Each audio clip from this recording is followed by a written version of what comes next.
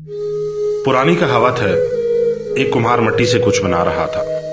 उसके हाथ मिट्टी से भरे हुए थे। उसकी बीवी पूछती है, क्या बना रहे हो? कुम्हार फखर से सर उठा के कहता है, चिलम बना रहा हूं। आजकल इसका बड़ा काम है, खूब बिकेगी। बीवी ने कहा है, बंदा खुदा, चिलम क्यों बना रहे हो? गर्मियों का मौसम है, सुराही बनाओ, वो भी खूब बिकेगी। कुम्हार ने कहा, बात तो तुम्हारी ठीक है। दोबारा से मिट्टी गोंदी और सुराही बनानी शुरू कर दी कि यक मिट्टी से आवाज आई, क्या कर रहे हो?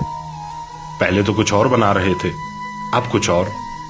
कुम्हार ने प्यार से जवाब दिया, अब मेरी सोच बदल गई। मिट्टी से भी प्यार भरी आवाज आई, तुम्हारी तो सोच बदली, मेरी तो जिंदगी ही बदल गई। चिलम बनती तो आग भरी जाती, खुद भी जलती, लोगों को भी जलाती। अब सुराही बनूंगी, पानी भरा जाएगा, खुद भी ठंडी रहूंगी, लोगों को भी ठंडा रखूंगी। दोस्तों, सोच बदलो, जिंदगी बदल जाएगी।